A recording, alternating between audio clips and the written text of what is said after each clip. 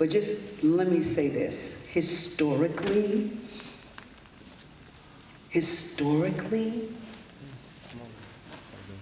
some of the brightest and the best, historically, have come through HBCUs.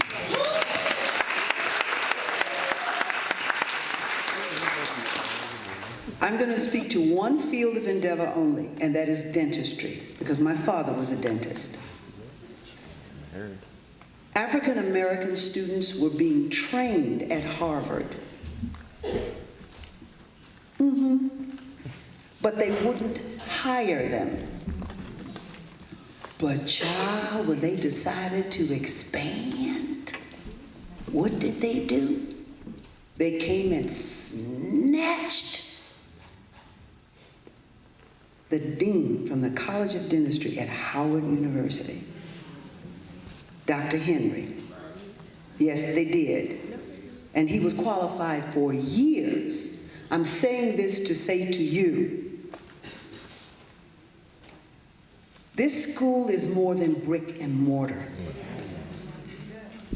There is living legacy here, and the power of intention that every student should receive the best. Now, I know sometimes you don't like the food in the cafeteria. Except on Wednesdays. I know. And sometimes the rooms are too small. I know. There's not enough closet space. I know. It's too cold in the winter and too hot in the summer. I know. And sometimes some professors can really pluck your nerves. Well, understand you're plucking theirs too. But the point is this. The point is this. There is grace in this place. By virtue of the people who came before and what they gave here, it permeates this place. And it is no mistake that you are here.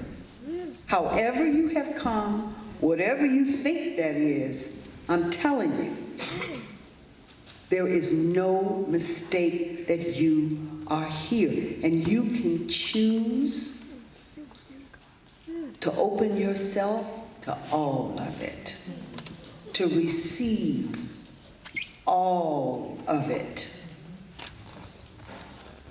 Or you can just float through, but you'll miss it if you do. HBCUs are very important, and I encourage you upon graduation to look back and give back. Don't let this be lost. Good evening. My name is Angelique. I'm the class of 1997 from the illustrious NCCU. We just celebrated our 20-year homecoming. But thank you so much for being here tonight. And I just wanted to come up and say thank you to you. I'm from the generation that on Thursday nights at 8 o'clock, you were in our living rooms. And so I want to thank you so much for being Clair Huxtable, for being that mother, for being that wife and career woman, to show us the positivity of being a Black woman. And I remember, I have a daughter that's a freshman in college, and I remember the first time I really, really yelled at her. I thought back to when you yelled at Vanessa about the wretched. You will to see the wretched. And I thought, it made me feel better that Claire was fussing at someone. But I would like to say, I would like to ask that if you would speak to the young ladies in the room about the positive imagery that they need to have for themselves because of what's not being shown today on TV. If you could speak to that for them, because you were that for us. My best girlfriend who I met here at NCCU, we're here tonight, and we were just talking about how much it's still good TV and it's still very relevant, the Cosby Show, because we watch it with our kids. So if you could speak to that for them, I would appreciate it. Thank you. Ladies, remember this. This is a quote from Bhagavad Gita, which is an ancient scripture from the East. the Lord is speaking to his disciple, and he is telling him how to live a good life. And within the course of this discussion, he talks to him about the importance of respecting women, of upholding their dignity. And he says, and I quote, "Because where the women go, the culture goes." It is true. Whenever an invading force wanted to conquer a people, they destroy the women first.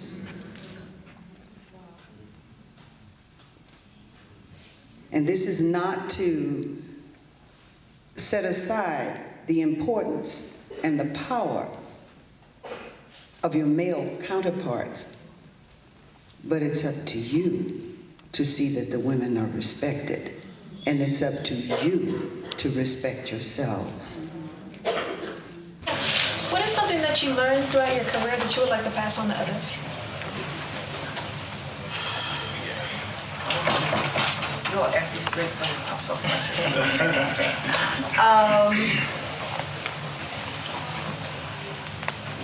That's what my mother said. It's so important to pursue oneself through the work. And that's what's important.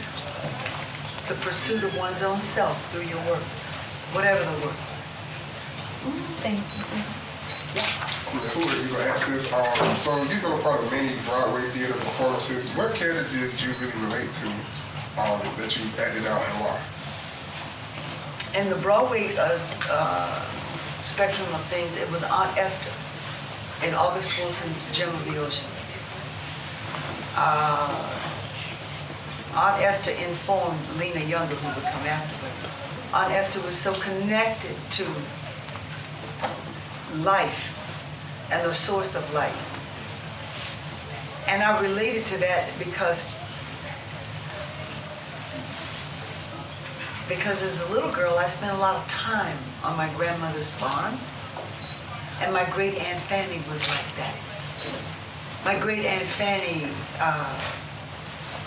grew the food that we ate. But not only that, if something was wrong with you, she could walk out in the woods and pick up something and come back and put it on you and you had fixed. You know, she knew how to heal. She knew those things. It seems so foreign to us now. But there was a time when people lived like that. And she was one of those people. So Aunt Esther was like that for me.